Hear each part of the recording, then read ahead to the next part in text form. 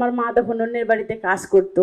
কাজ করতে গিয়ে সেখানে মাকে যে খাবারটা দেয়া হতো, মাকে একটু রেখে দিত। যেই মেয়েটা একসময় পেট পুড়ে খেতে পারতো না, সেই মেয়েটা আজকে হয়তো 5-6 জনের পেটের সংস্থান করতে পারে। শহর থেকে একজন এসেছিল কাজের মেয়ের সন্ধানী, তো আমাকে দেখিয়ে দিয়েছিল গ্রামের মানুষ। অনেক দুর্গম পথ পাড়ি দিয়ে আমাকে আজকের অবস্থানে আসতে হয়েছে। আর এই যাত্রাপথে সবসময় সঙ্গে ছিল আমার মা। তবে আমার গল্পটা একটু ভিন্ন। আমার মা কিন্তু নিরক্ষর। আমার মা নিজের নামটাও লিখতে পারে না। আমার মনে আছে আমি যখন প্রাথমিক বিদ্যালয়ে পড়ি তখন আমাদেরকে উপবৃত্তি দেওয়া হতো হাতে হাতে। মা স্বাক্ষর করতে পারতে না বলে কিংবা এক এক সময় এক এক রকম সিগনেচার হতো বলে আমাকে উপবৃত্তি দিতে চাইতো না। যারা অফিসাররা আসতেন আমাকে উপবৃত্তি দেওয়া হতো না। তো কখনো কখনো এমন হয়েছে হয়তো বিশেষ বিবেচনায় সবার শেষে আমাকে উপবৃত্তি দেওয়া হতো। আমরা সবার শেষে মা মেয়ে বাড়ি ফিরতাম। মা তখন মনে মনে চাইতো যে আমার মেয়েটা যেন ভবিষ্যতে এরকম বিব্রতকর পরিস্থিতিতে না পড়ে। আমি যখন প্রাথমিক মাধ্যমিকে পড়ি আমাদের আর্থিক অবস্থা এমন ছিল যে আমার পেট পুড়ে খাওয়া হতো না। আমরা 5 বোন 1 ভাই। তখন এক বোনের বিয়ে হয়েছে, আমরা 4 বোন।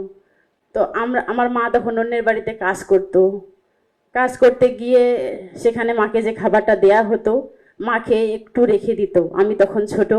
আমি এক সময় দিনের যে কোনো সময় মায়ের কাছে যেতাম। মা তখন বাড়ির গিন্নিকে বলতেন যে ওই প্লেটে যেন আর একটু ভাত দেয়, যেন আমি পেট পুড়ে খেতে পারি। তো এইভাবে আমি আমার পড়াশোনা চালিয়ে গেছি। আবার আমি যখন 4র্থ শ্রেণীতে পড়ি তখন গ্রামে শহর থেকে একজন এসেছিল কাজের মেয়ের সন্ধানী।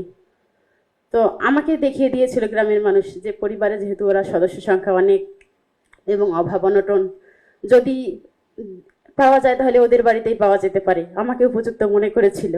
কিন্তু আমি সেদিন যাইনি। আমি বলেছিলাম যে আমাকে কি পড়াশোনা করাবে সেখানে, বা স্কুলে ভর্তি করে দেয়া হবে কিনা, এটা জিজ্ঞেস করেছিলাম। তারা বলেছিল যে না, বাড়িতে পড়াবে। তো আমি সেদিন যাইনি।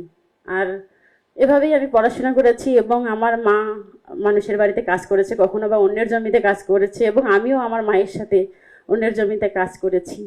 এভাবেই নানা চড়াই অত্রাইয়ের মধ্য দিয়ে আমি এসএসসি পাশ করি এবং আমি আমার গ্রামের মধ্যে এবং আমার প্রতিষ্ঠানের মধ্যে প্রথম জিপে 5 পাওয়া ছাত্রী। এবং এসএসসি এই যে এত ভালো ফলাফল, এত ভালো ফলাফলের পরে যে আমি আনন্দে উচ্ছ্বসিত হব, আনন্দ তো হয়েছি ঠিকই, কিন্তু সাথে সাথে আমার একটা দুশ্চিন্তাও কাজ করেছে যে এতদিন তো আমি যেমন তেমন করে চালিয়ে গেছি, কিন্তু এখন আমার পড়াশোনার খরচ জোগান হবে কোত্থেকে। প্রথম আলোর তারাগঞ্জ প্রতিনিধি জনাব রহিদুল মিয়া আমার নামে একটা রিপোর্ট করে এবং প্রথম আলো ট্রাস্ট এবং ব্র্যাক ব্যাংক আমাকে প্রতিশ্রুতি দেয় যে তারা আমার উচ্চ মাধ্যমিক এবং উচ্চশিক্ষার ভার বহন করবে এবং আমাকে আরও শর্ত দেয় যে আমার এই ফলাফলের ধারাবাহিকতা যেন আমি রক্ষা করি। আমি তাদের প্রতিশ্রুতি রক্ষা করি এবং উচ্চ মাধ্যমিকে আমি আবারও জিপি 5 পাই এবং গ্রামের মধ্যে প্রথম বিশ্ববিদ্যালয়ের চান্স পাই। এবং আমি আমার অনার্স কমপ্লিট হওয়ার সাথে সাথেই আমি গ্রামের প্রথম সরকারি চাকুরিজীবী হিসেবে আমি প্রাথমিক বিদ্যালয়ে সহকারী শিক্ষক হিসেবে কর্মজীবন শুরু করি। আমি হয়তো আপনাদের মতো বা এখানে যারা উপস্থিত আছেন তাদের মতো কোনো বড় অর্জন আমার নেই, কিন্তু আজকে আমি শুধু এটুকু করতে পেরেছি যে যেই মেয়েটা একসময় পেট পুড়ে খেতে পারতো না, সেই মেয়েটা আজকে হয়তো 5-6 জনের পেটের সংস্থান করতে পারে। যার মা স্বাক্ষর করতে পারে না, তার মেয়ে আজকে একজন প্রথম শ্রেণীর সরকারি গেজেটেড কর্মকর্তা।